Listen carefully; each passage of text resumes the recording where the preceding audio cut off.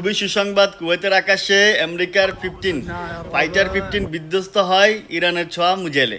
এখন খুবই সুসংবাদ হচ্ছে যে যে পাইলটগুলো ছিল সেই পাইলটগুলো প্যারাশুট থেকে নেমে তখন তখন সাধারণ জনগণ, যখন কুয়েতের জনগণ যখন দেখে, সবাই তখন দৌড়ায় আসে, কেউ লাঠি নিয়ে আসে, আর লাঠি দিয়ে যখন বাড়ি দিতে যাবে, মানে দূর থেকে আর কি, তখন সে আত্মসমর্পণ করে।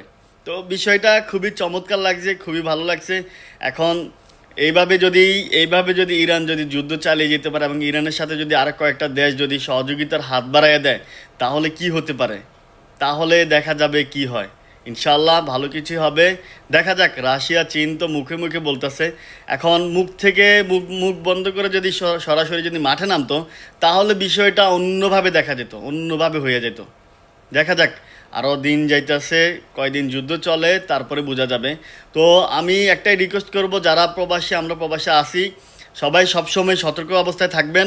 যে কোনো সময় যে কোনো কিছু হতে পারে, যেহেতু সৌদি, বাহরাইন, কুয়েত, কাতার, তারপর হচ্ছে যে ওমানও সোমবারে জ্বালাই, মানে বোম মারছে, মিজাইল মারছে। তো সবাই সতর্ক অবস্থায় থাকবেন।